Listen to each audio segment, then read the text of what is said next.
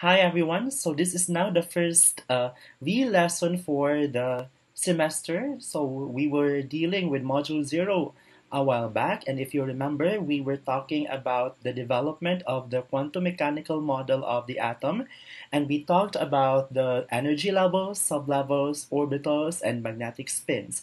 Now it is time to extend that learning into the electron configuration and orbital diagram. So how are electrons actually arranged around the nucleus of an atom?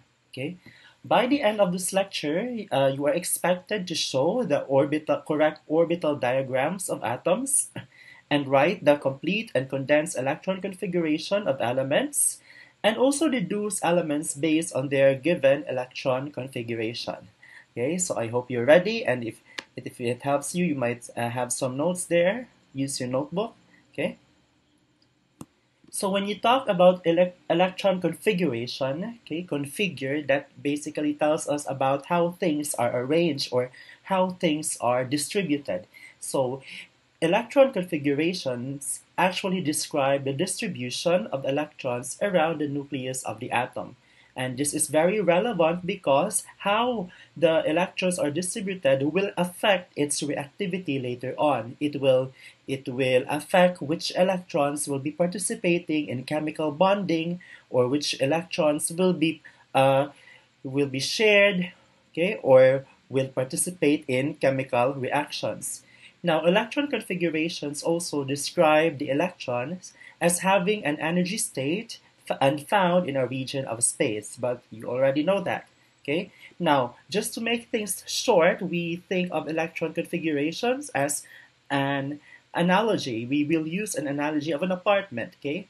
So the shells, or the space around the nucleus, okay, or the area around the nucleus where electrons are mostly found, most likely to be found, are given numbers like 1, 2, 3, 4, and these are now our main energy levels. So think of them as levels in a condominium, right? So the main energy levels have sublevels. Okay, so the analogy is these are units in a condominium level. So a particular floor or particular level has a certain number of units. Okay, now take note that the number of sublevels is equal to the main energy level number, as this was already discussed in the previous video. Okay, the principal number, quantum number, gives us an idea of how many sublevels there are, if you remember that. Okay, and then the sublevels are defined by the letters S, P, D, and F. So sharp, principal, diffuse, and fundamental. So these are the words that they use to describe the atomic spectra of some elements. Okay. Now each sublevel has a number of orbitals. Okay. The analogy is the orbitals is a bedroom for two people only. One must be a boy and one must be a girl, so opposite sexes. Okay. So in terms of electrons, one must be one must have an upward spin, the other must have a downward spin. All right. So each orbital has its shape and orientation, and one orbital can hold a maximum of 2 electrons with opposite spins. Okay. So I've shown you an example of a term for an electron configuration. So it consists of a number denoting the energy level. Okay. And what else do we have? A number denoting the energy level, and then a letter denoting the type of orbital, and a superscript denoting the number of electrons present in those orbitals. We will have an example later on. Okay, and then we have this. We have also shown this according to increasing orbital energy. This we have this arrangement. Okay, it just means that as we go upward, the energy increases, and it follows, therefore, that 1 has the lowest energy in terms of the main energy levels. 1 has the lowest energy, then followed by 2, 3, 4, which has the highest, and so on and so forth. Now, in terms of the sublevels, S has the lowest energy, then followed by P, a little bit higher than S, and then D, F. Okay, if the electrons get excited, they may go to G, H, and so on. Okay, but for now, we stop at the ground state. We actually stop at F. Okay. Now there are three rules that tell us how electrons occupy the orbitals. The first one is the OPTO Principle. Okay, it states that electrons enter the lowest energy orbitals first. So this is the building up principle from lowest to highest. Okay, so that's the OPTO Principle. Fill lower energy orbitals first. Therefore, we start at 1s followed by 2s, then 2p, so on. We go upward. All right? And then we also have the Pauli exclusion principle, which states that an atomic orbital may have up to 2 electrons and then it is full. Okay? Remember the orbital as a bedroom for 2 people only. Okay? The spins have to be paired and to maximize, and we usually represent with an up and down arrow. And then there is only one orbital per energy level, only 2 electrons fill that orbital. Okay, that is for the 1s. Okay, and then we have Hund's rule. So the third one is Hund's rule. It states that when you get to degenerate orbitals, meaning orbitals of the same energy, for example, the orbitals in the p sub 2p sublevel, okay, you'll fill them all halfway first, okay, before you pair them up. Okay, so fill them halfway first and before pairing them up.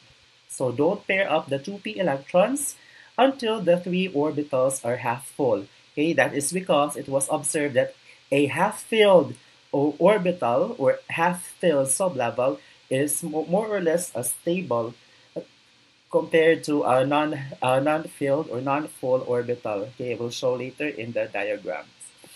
And you also have this. Okay, so if you remember in the energy level number 1, there is one sublevel which is S. So if you combine that, you actually get now your different sublevels with their corresponding labels, right? So that's 1S. Then if it's energy main energy level number 2, you have S and P. That's why you have 2S and 2P. Okay, 3, so 3S, 3P, 3D, and so on. So it's just like distributing the number of sublevel or the energy level to the type of sublevels. Okay, and then here you can identify the maximum number of electrons each energy level can hold. Okay, so if you are going to follow strictly by the book, you can actually end up with a mnemonic like this. Okay, as a way for you to remember how electrons are filling up the orbitals. So we start with 1s, 2s, 2p, okay, along with their corresponding maximum number of electrons that it can hold. Okay. However, there is a very easy and there is a shortcut for that. Okay, just look at the periodic table. So I've been transferring all over the place to see which place is actually conducive. Okay, so this is now the periodic table. Somehow mirrors what happens in an atom. So the blue partition represents the S block, okay, or the S sublevel. And you know that electrons, the maximum number of electrons that the S orbital can hold is only 2. So you notice that in the S block there are only 2 columns. 1, 2. The helium is supposed to be here also.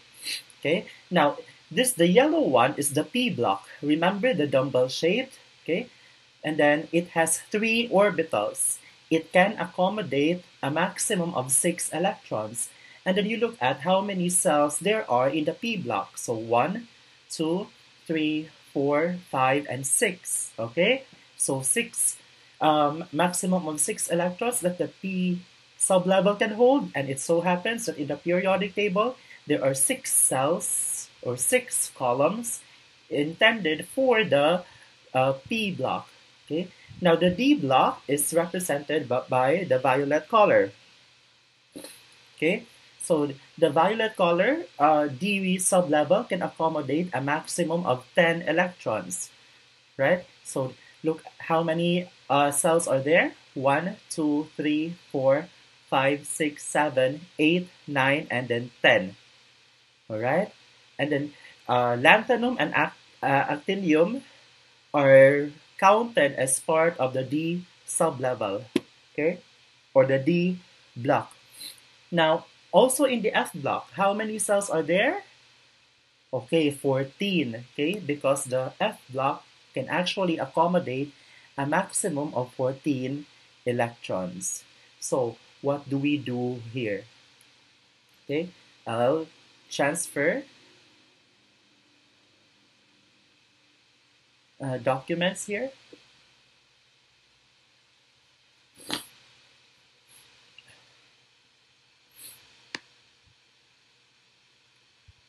So I have here the different principles as a guide, and then the arrangement of orbitals according to increasing energy. So let's say, for example, we have hydrogen.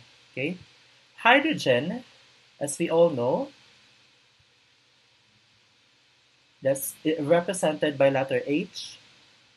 Okay, it has one electron. And then where does that one electron go? Okay, it starts from the lowest sublevel, so which is our 1s. So if I were to draw an orbital diagram of for hydrogen, then I'll be drawing a box or maybe a line. Okay, it takes time. And then this is my 1s orbital. All right, so that's my 1s orbital, and I represent my electron using an arrow, or I can do a half arrow, okay, to denote a half spin. So that way, right? So that is now my orbital diagram for hydrogen. If I were to convert it into electron configuration, then I'd say that my hydrogen has 1s1. Okay, the 1 here represents the main energy level. Okay, and then the S represents the sublevel, and then the exponent represents the number of electrons. All right. Now let's take for example the second element, which is helium. Okay, so helium has an atomic number of 2, and then the symbol is He. Right. So where do you think? Remember that in hydrogen there is only one electron. Okay, so we still do the same, we'll still make the same orbital because the 1s there for hydrogen wasn't full yet. Okay, remember that an orbital can accommodate a maximum of 2 people or of 2 electrons. So that is still our 1s, and then we have 1 electron, okay, and a 1 facing downward, right? So that should be a half arrow, okay, but then we can write the whole electron as, or electron configuration as 1s2. Okay, now look at what is happening here. This additional electron, the downward facing electron, is what differentiates helium from hydrogen. So there is the last electron that we draw. We call this electron our differentiating electron, okay? Because it is what distinguishes, it is what makes the second element that we draw unique from the first one, or different from the first one. Question? Okay, now let's go to a little bit a larger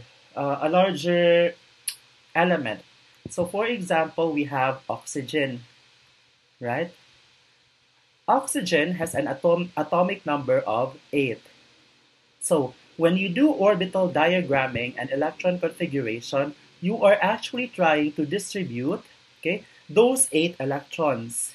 You are trying to distribute those 8 electrons into their corresponding atomic orbitals. So to be simple, I am just going to draw the orbitals as lines, but I'm still gonna label. So the first line is my 1s. Okay. Now, some textbooks like to do this to arrange vertically, but I think drawing it horizontally is just fine, and it saves space also. So this is my 1s, and then this is my 2s,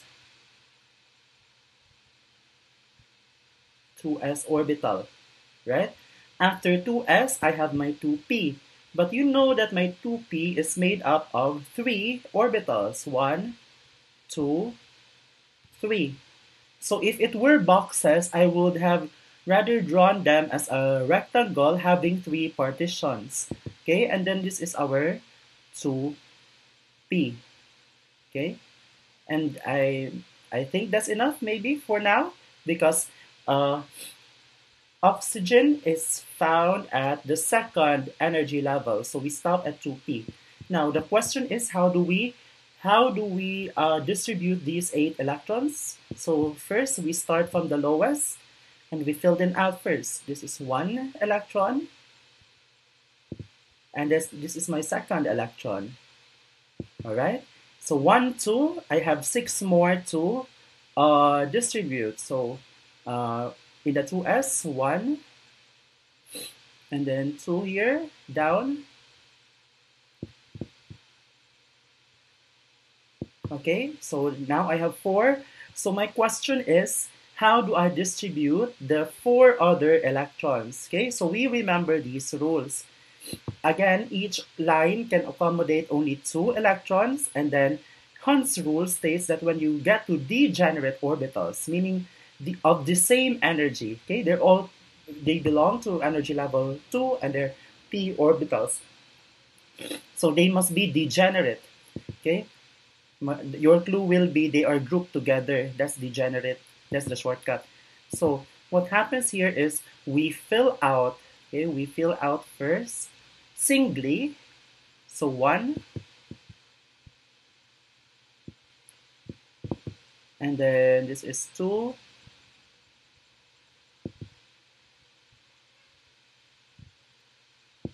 and then this is 3.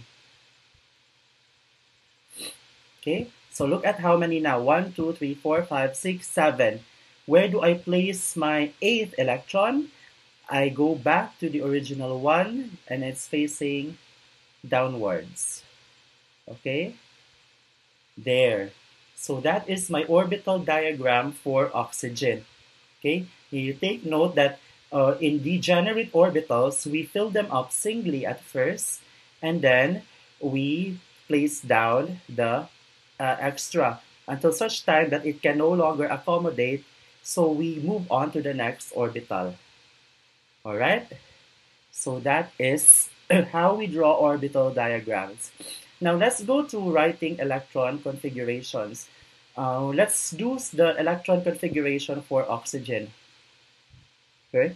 Since you have already your orbital diagram, then it's very easy to write the electron configuration. So that will just give us 1s2. Okay, you just count how many electrons there are, and then 2s2, and then 2p. How many electrons are there in this sublevel? This is 1, 2, 3, 4. 2p, 4. Okay, so the electron configuration is 1s2, 2s2, and 2p4.